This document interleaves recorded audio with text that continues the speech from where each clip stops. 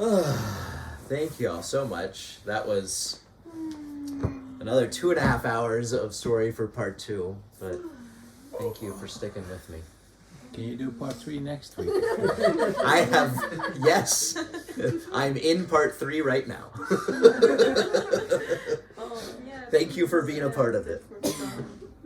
Just come on Sunday and just hang out. Live version. Living it. Thank you. If there are questions, I welcome them. I also know it's late. Could you be God? Could you be God? Every bit as much as you are. Every bit as much as this table is. But that's a realization then from the last years. Oh yeah. When did that hit you? Mount Shasta. Yeah. Yeah. You were there for a week? Mm-hmm. In what way or how? I went there in the lunchbox.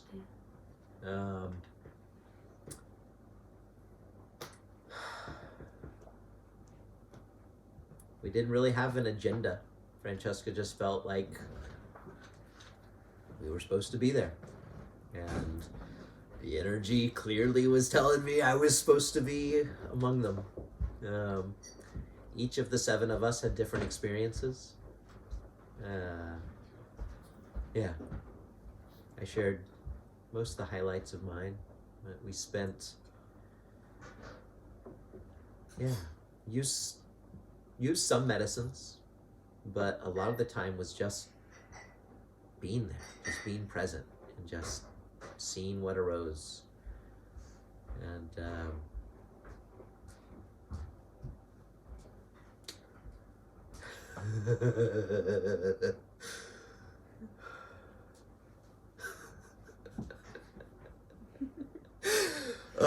I had this dream, this vision there.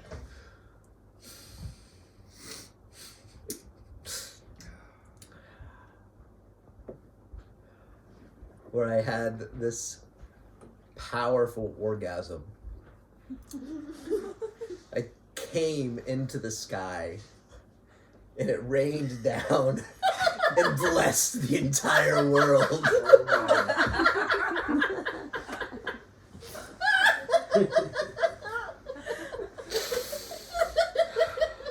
Is that not what always happens? What's that?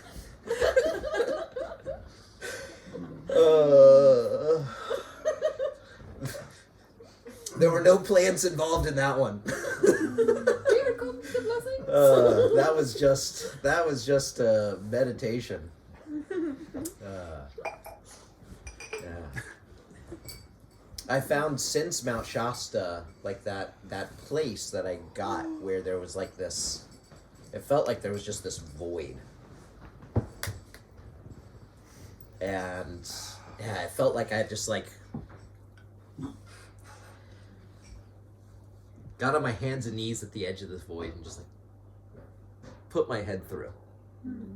Like looked around, and that was when I saw that, oh yeah, like, oh, I am God.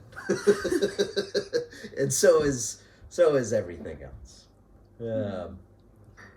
And I've been able since then to reach that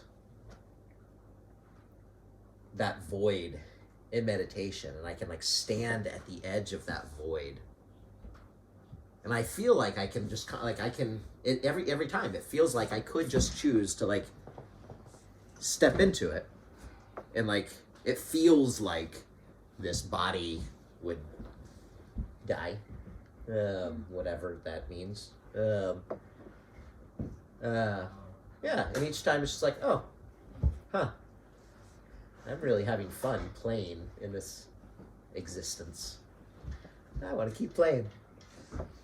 And so I come back and I play some more. And I love some more.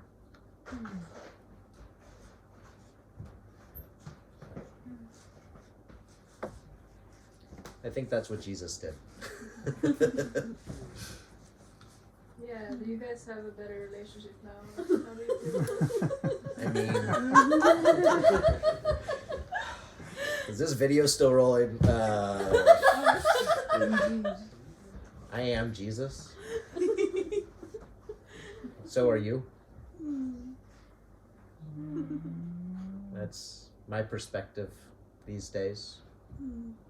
But then you're also her. Mm-hmm. And I'm you.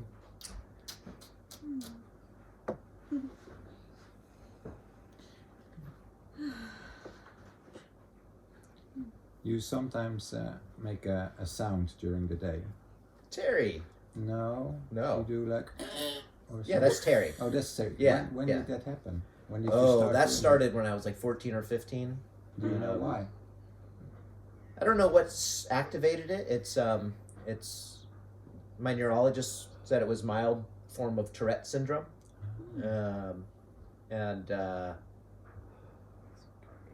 Yeah, and it's involuntary. It's a neurological thing. And most of my life, I was incredibly embarrassed by this. Sometimes it manifests like my head ticking to the side. Sometimes it's this thing. And at some point in the last 5-6 years, since I began to realize how much all of this is play, I realized somebody one day commented that it sounded like a pterodactyl. And I was like, oh, it is a pterodactyl. Her name is Terry with the silent P, like shortened from pterodactyl. And oh, she's friendly. She just likes to say hi sometimes. And as soon as I changed that story, like, oh, it's just been fun and playful and like not embarrassed by it a bit anymore.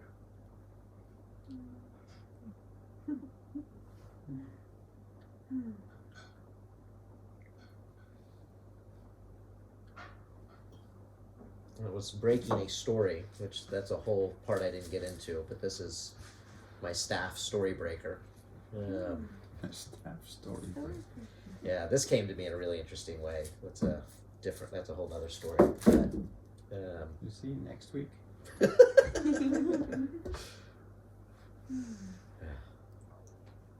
you ever been to Burning Man? mm-hmm. Got a lot of friends that go every year, but it was, even though my work didn't require a ton of time, it was hard, it was challenging to take time fully away. And so taking the time away for Burning Man, like no work at all, didn't seem, never, it always felt out of reach. And then this last Burning Man, I was here in Europe, making my way down Zbaka.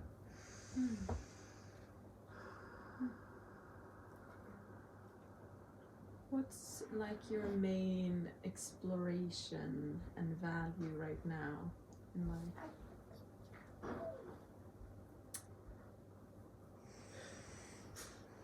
Embracing experience as play. Exploring love, both in the expansion and the contraction, the inhale and the exhale of love. And in examining stories, learning to break our attachments to fixed stories and perspectives and attachments to what elements we think are important to include and which are excluded, thus changing the story. Yeah, that one, like with Terry, like that feels so particularly magical. Like it feels genuinely like by shifting my stories, I've been able to shift my entire experience of reality. And yeah, and it feels like a magic that can be honed in on. Yeah, I'd like to do that. I'd like to figure out how to develop some of that into a workshop. This staff came to me in a way that I feel like it still is revealing what it came to me for 3.5 years later, but it feels like there's some ceremonial, fun, playful aspect to this staff in helping people to learn that magic. And interestingly, this staff, there's a lot of symbolism in this staff that came to me. Somebody told, when I picked it up, said, "Oh, that belongs to you." That's actually very Dionysian symbolism all throughout it, which is really fun.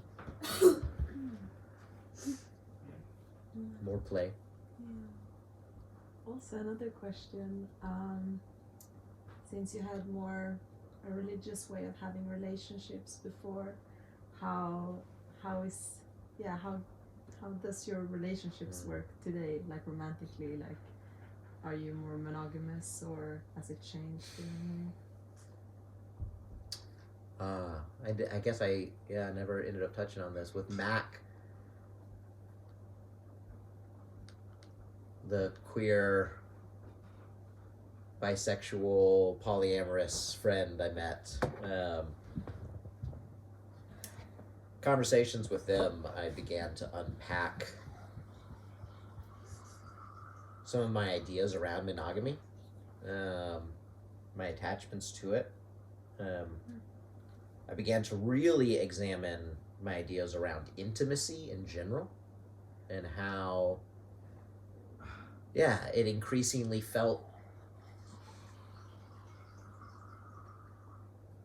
out of sync to like attach, just as with masculine and feminine, to attach like these certain types of intimacy mean these types of intimacy.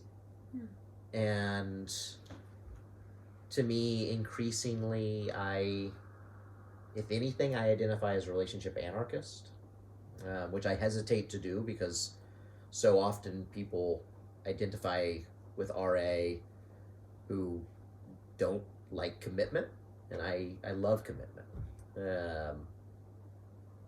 And I love embracing and encouraging those I'm in relationships with.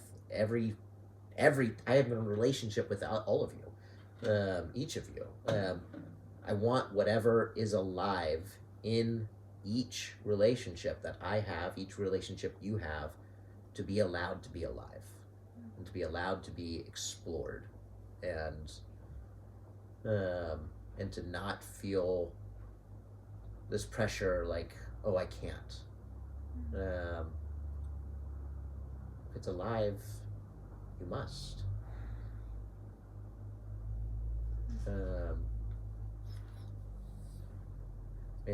And like around I see so much, like my relationship to touch in general has been very complicated due to my religious history. I've had a lot of healing from that here at Xbaka, ongoing, and it seems so there was so much black and white thinking in that context, but there's so many different dynamics to touch. There's comfortable, casual, familiar touch. There's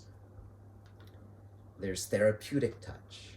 There's sensual touch. There's erotic touch. There's sexual touch. Each of those have different nuances, different flavors.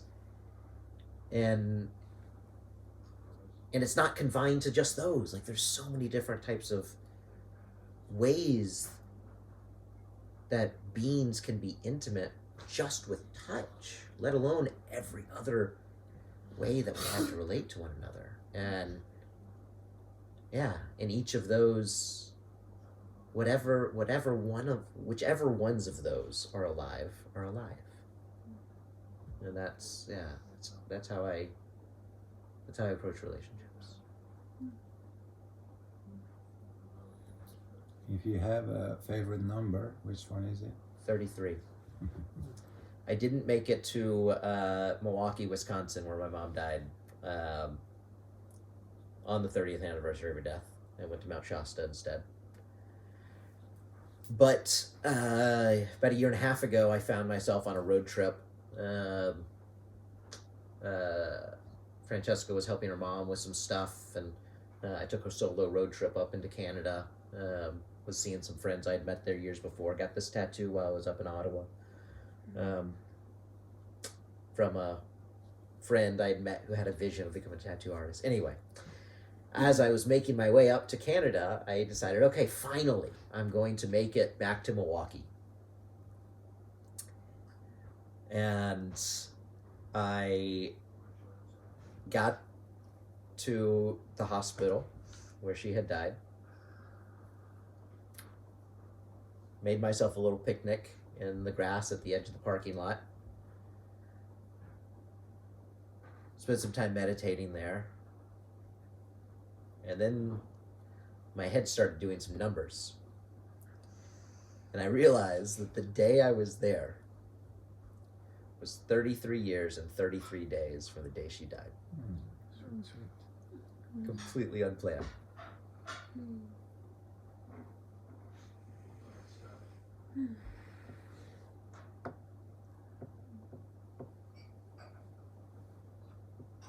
I was 33 when I left the church. 33 is the age they say Jesus was when he was killed.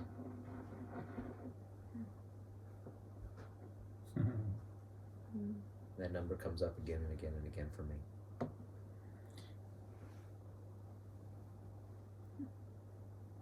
You said somewhere that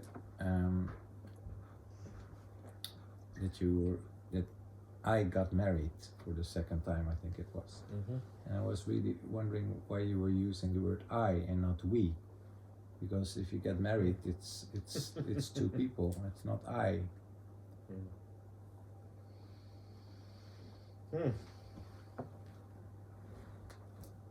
And maybe it was for you that I got married, but you know that.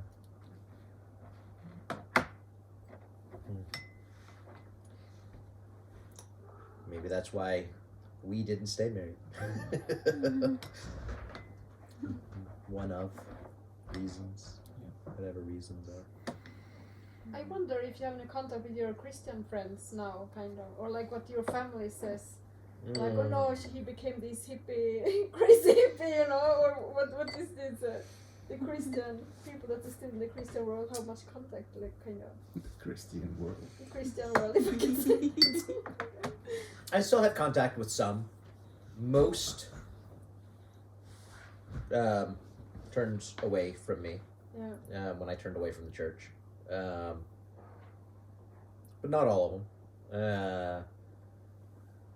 Actually, the guy that was used to be my youth leader when I was a teenager. Oh. I had dinner with him and his wife when I was back in the States in the fall. Yeah, we had a really beautiful conversation. Like we're not on the same page on what we believe, but yeah, they're able to still acknowledge that they love me, and they told me that they're praying for me, and I told them I would dance naked under the full moon for them.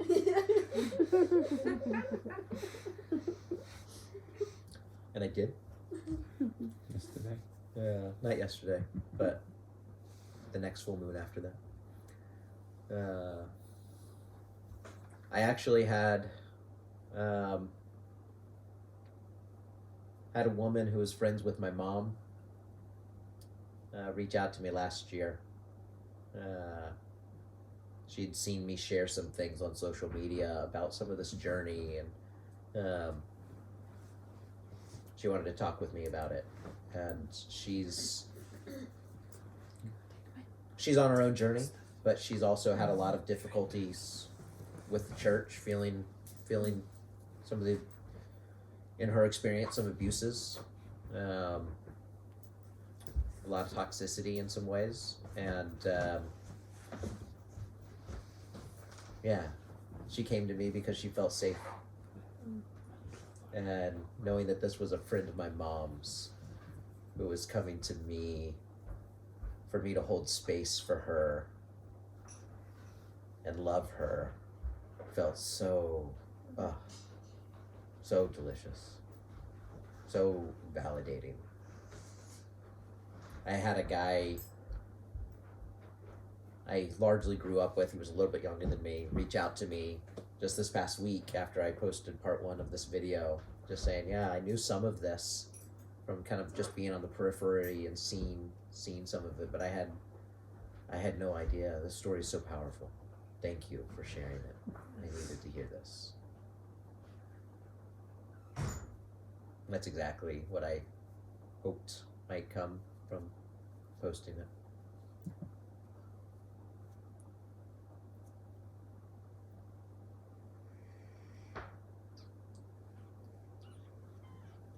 My family, don't talk with them much about this.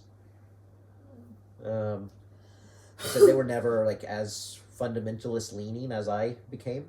And not all of my family are Christians. My parents very much are. My dad is an elder in the church.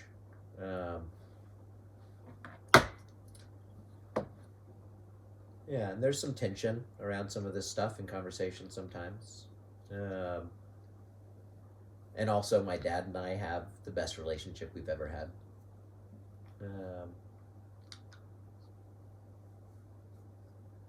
Yeah, we, over the summer, early summer before I came to Europe, I visited them, and yeah, he and I went and spent a whole day together. We rented bicycles and rode all over the city. We rode a merry-go-round together, just laughed and went and had ice cream, and 10 years ago, we couldn't have done that.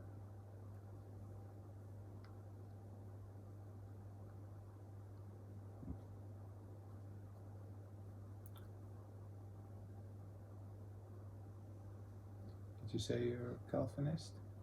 I was a Church? Calvinist, yeah. That's not the most funny part of the church. Yeah, they believe in predestination, that God predestined some for salvation, some for damnation.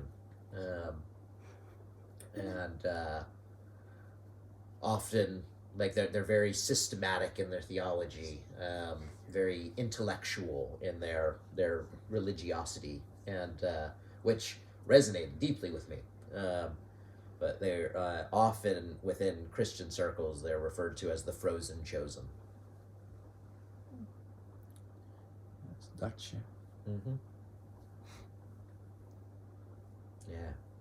Abraham Kuyper was